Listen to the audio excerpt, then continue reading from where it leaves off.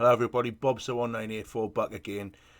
And Newcastle United have just been beaten 3-1 at home by Bournemouth.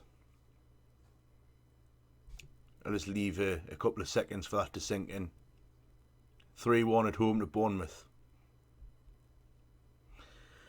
Before the game, arsehole McClaren decides to start exactly the same formation that hasn't worked all season. One person up front by himself, and he puts Riviere up there. I mean, how are you? You've got Mitrovic, fair play. The bloke hasn't scored many goals this season. You've got Doumbia, a bloke who you brought in on loan in the transfer window, on the bench. I'm sure they could do a 1,000 times better job than one goal off his fucking bollock, fucking Emmanuel Riviere, like it was last year, the goal he scored against fucking QPR. As soon as I seen that lineup, that was it.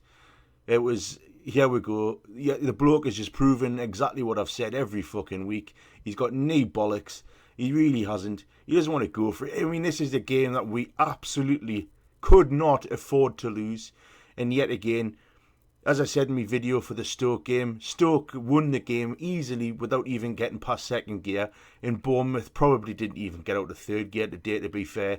And they strolled to a 3-1 win at a ground where you could just hear there was so much nervousness around that ground. There was so much, it was like a pressure cooker.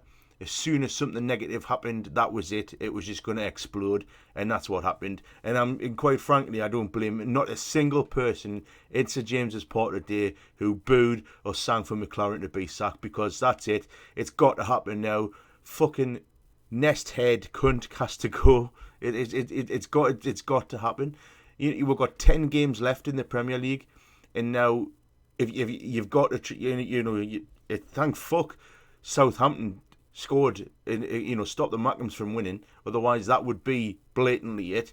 I can't see anywhere where we can improve and how we can stay in the Premier League with McClaren still in charge. The football we played today was so bad. It was just so nervous. Everyone just looked like they were too scared. You've got to have some people who are up for the fight. There was only one person on that pitch today who looked like he was up for the fight, and it was Shelvey. And even then, he wasn't brilliant. He gave the ball away, but he was trying his arse off. Players like Wijnaldum, Colback, and some of the Stevie Taylor. I mean, I can't really blame him for the own goal, but Jan Matt tried. He went down the wing, but I mean, Sissoko was awful again. But these are players we need. These are supposedly our quality players. We need them to step up, and nothing's happening. And I'm afraid that starts with that the buck stops at the manager. And if that manager is unable to get that team going for such an important game at home against a team who won the championship last year, then he's got to go. The problems are there, and if something doesn't happen, we're going down. If we continue to go for these last 10 games through the season with McClaren in charge, Newcastle United will be in the championship next year, if we're not already going to the championship. I mean, Bournemouth's first goal, I mean, as I say, it was an own goal. King crossed the ball in, and Taylor's only trying to get into, get a foot into the challenge for the ball, but it just, he gets it all wrong, and it goes past Elliott, and there's nothing that can be done about it, and you can't blame Taylor too much for it. But it was the second goal really that there was they passed the dolly, the down, sorry, I'll start again. They passed the ball around beautifully, Bournemouth, and it was just carved open. The ball was played through to King, and he just had it one-on-one chance with the keeper, blasted it. That's it. We'll get a goal back with Perez, but I mean, we never really looked like we were even going to have another chance after that. You'd think, get him, we've scored, now we've got 10 minutes, where's the urgency? There was fuck all, and you just see him standing there on the touchline, he's like this, arms folded, he hasn't got a fucking clue what he's doing, and that's it. I mean, I said I'm willing to give him as much time as needed, because, it was a new start, a new regime, blah, blah, blah, but now that's it. I'm on the wagon now. I'm on the McClaren outwagon, and it needs to happen. Otherwise, Newcastle United are absolutely fucked. I mean, I can't even give a man of the match again. I mean, I suppose if I had to stretch myself to really push myself to give one, it would be Shelvey, purely because he was the only person that looked like he was willing to give 100%, and he's the only person that looked like he wanted to put up a fight.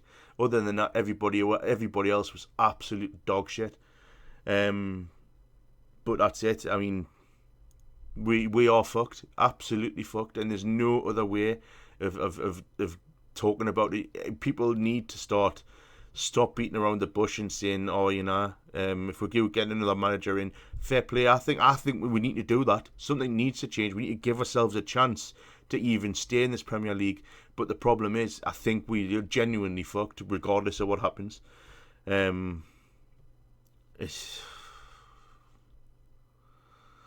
Anyway, I cannot be arsed. Let us know what you think. Let us know what you thought of the game. Who was your man of match if you could pick one? Leave a like for the video, and if you are new, subscribe if you do enjoy these Newcastle videos. But that was fucking dreadful, lads, and we're fucked. Simple as that. Bobson1984. See you later.